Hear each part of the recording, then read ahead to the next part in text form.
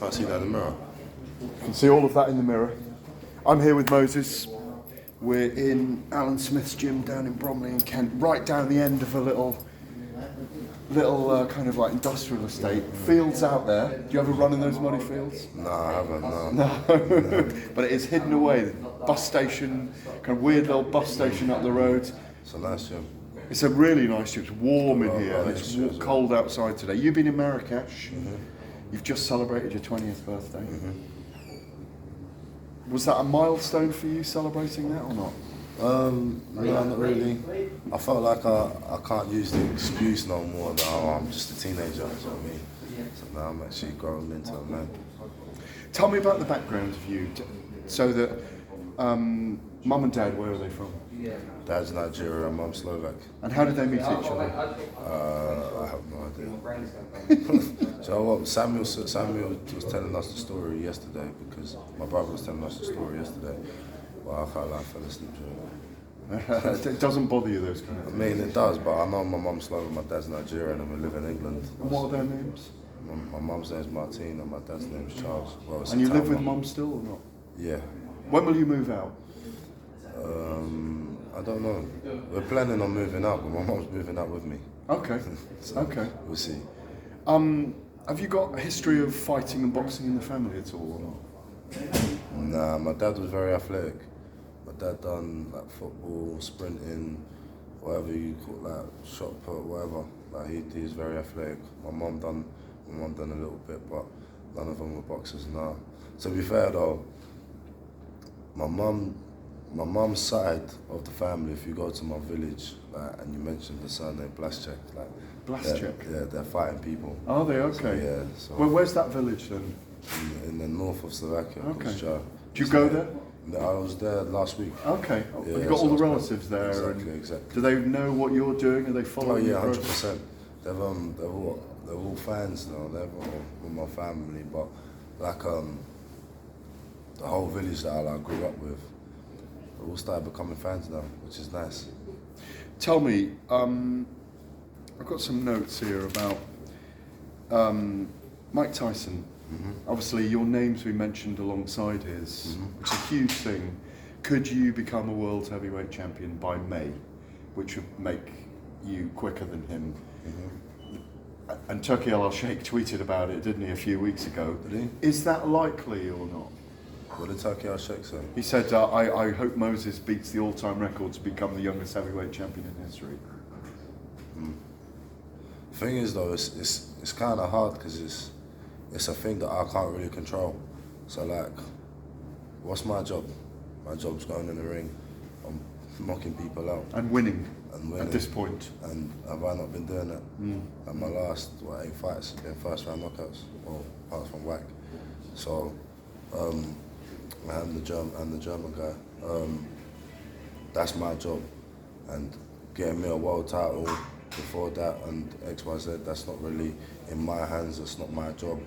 Like, I mean, it's an ambition I wanted to achieve, but if I don't get it, like, I've still aimed for the stars, and like, even though if I wouldn't get it, I'm still around there anyway. So, I mean, I'm just trying to enjoy boxing, I guess. The thing is, the milestone is not necessarily being the youngest, it's becoming the heavyweight champion, Of course, I assume. of course. But Mike Tyson was 20 years, 4 months. Floyd Patterson, who's a name you'll know. Do you know what? And Muhammad Ali are the three. Yeah, Ali was 22 years old and 8 days, Yeah. and Floyd Patterson was 21 years and 10 months. Yeah. So you might become the second youngest if you do it. Yeah, but listen, Usain Bolt's the fastest man in the world. Who's the second? No one knows. Exactly. No one really cares. So You could be the youngest British fighter to mean- become heavyweight champion. Listen, all these accolades, they are good, but at the end of the day, like, I'm just trying to perform for people now. Like, I mean, like, breaking records is good, but like, I just want to break records that I know that I got control over. Do you get what I mean? So, like, with all these records, like, even I did see someone post up. It was like the top 6 youngest heavyweight champions of the world, and there was obviously like Mike Tyson, Floyd Patterson, Muhammad Ali was the Muhammad third, Ali, George Foreman, Yeah. and all these. I'm like, even if I don't like beat that record, I'm still up there with them names, which is obviously good. But like, it's just, I don't know. I'm just not focusing on that anymore. Like I said, when I said that was before I turned professional. Yeah. And I wasn't aware of like behind the scenes, and I mean, I'm still trying to knock people out, and that's what I'm doing. You had 7 fights in 2023, 4 last year. Yep. 4 this year, or more? I don't know. I think I have to speak to my team about that. I actually don't know yet. I don't know yet. To be fair, I've only just came back from my Christmas holiday yesterday, and yeah, we need to sit down with the team. Justice Hooney won earlier today. Mm-hmm. He had your name on his lips. Mm-hmm. Is that a fight you'd like to try and get perhaps an interim world title? Yeah, why not? I'm not going to dodge anyone. What was your response to the way that there was a kind of avalanche of delight at your performance against Dempsey McKean in December? Obviously, I was out there with you in Riyadh. Mm-hmm. Was it very satisfying? Joe, Ben messaged me after the fight, and he was like, he said, it's like the fight was scripted. He said everything that he said was gonna happen, happened, and everything that didn't happen. And I was prepared for everything, and it's like, even before the fight started, like, even my brother, he was like, if I was ever nervous, he was like, he saw me on the pads. He was like, if I was ever nervous, I saw you throw them punches, and so all them nerves just went away. He was like, yeah, if he's ever in trouble, he could just land one of them. But I went out there, I followed the game plan, and that's what happened. Everyone, to be fair, everyone in my circle was saying that you're going to knock him out in less than 4 rounds. So when I do that, there's no excitement. It's just like, let's on to the next thing. When you're your age and people perceive you as being ready for the elite level, Emma Raducanu in tennis, Luke Little has just won the World Darts Championship. I don't know if you saw that. He's 17. I mean, obviously they're very different sports. In your big body at a young age, looking out, is it? We're all marvelling at it as older people, as sports fans. But inside you, do you have to project towards any kind of greatness, or do you just know that natural talent is inside you? I mean, that natural talent does play a bit of it, but a lot of it is hard work. I do train really hard. I do study a lot, and I listen. So that is the recipe to success. And being a great, it's like, you don't really get to know until the career is done. So, I mean, I'm trying to take every fight as it comes. Tell me about the journey from, I think, from memory serves me, you left Slovakia when you were 8 to come to the UK. No, in 2008. In 2008, so you were a 4 year old. So tell me about that journey for mum and dad and the family and you coming here. I don't know too much about it, I don't. Like, you've said there was a lot of racism there as well. That was a little bit, but well, my mum explained it to me as well. It was like, it was that, and there's not that much opportunities here. So over there, sorry. Yeah. And here there's a lot more opportunities than if you was to be in Slovakia. Like, so there's a lot of good boxers in Slovakia that just don't have the platform, don't have the voice. So you wouldn't have had those opportunities there that you're exactly getting. That I get here. But like, obviously, I'm very grateful and very, very proud of my heritage. But it's just, we come here to search for a better life, I guess. How old were you when boxing captured you then? Or your attention? 9, 10 year old. You started doing it? Were you watching it before that? No, not really. Football was my sport. Was it? Yeah. Well, did you play up front, was it, or in goal?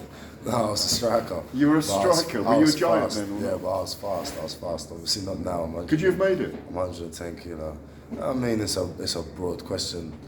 I mean, Yeah, I was the best. I was like Lionel Messi. I'll tell Were you? Nah, Were you nah, left-footed? I don't know. Left-footed though. Nah, I don't Left? know.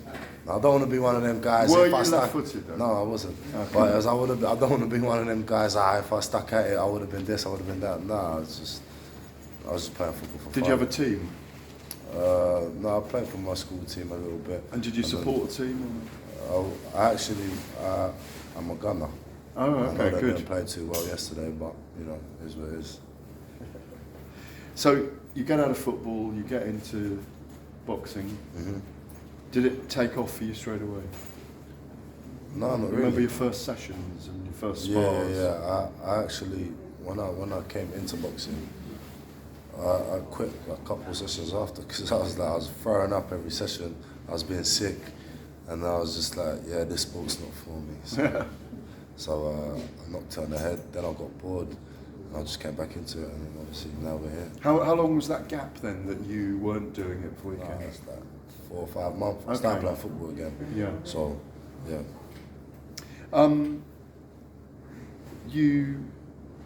I think it's 20, is it 30 amateur fights? 20 amateur fights with 10 KOs. Mm-hmm. Not a long amateur career. Mm-hmm. There's these stories that I want to talk about where you were at school and you were sparring Joe Joyce, or you were 15, 16 sparring Lawrence Okoli, who famously spoke about it recently with you. Tell me about that, how all that got started, sparring with these kind of well-known heavyweights. Do you know what? My brother was sparring Okoli Yeah. because he was getting ready for his fight with Glowacki, and Lawrence needed a bit of sparring, so Carol said that I got a younger brother, and obviously then I came in. I done a few rounds with Okoli. Obviously he was very impressed. Okoli mentioned me to AJ mentioned me obviously around everyone, and I just became a sparring partner. And obviously now I didn't become a sparring partner, but you know I was sparring all these guys. Who are they then? So you're sparring AJ, Okoli, Joyce, Dubois, all the names really. And then obviously I ended up sparring Parker, Fury. I've shared the ring with a lot of those guys. Who were the?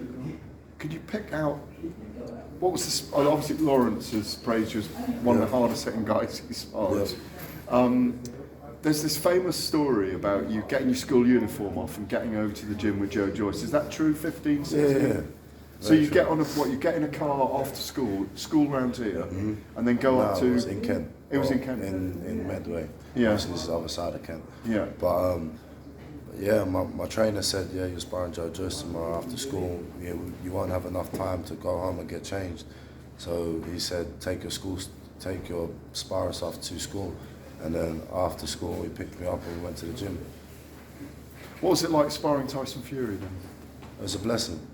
It was a blessing. Even like not even being in his training camp is one thing. Like sparring with him is one thing, and then like being around him and get to learn a lot of stuff outside the ring is another blessing. Have you felt the pressure of those guys when you're sparring them? Because we all assume you go in there and you're like a wunderkind. You and Daniel Dubois, I mean, it sets lights off thinking about you guys sparring each other. You're very precise, you've got great footwork.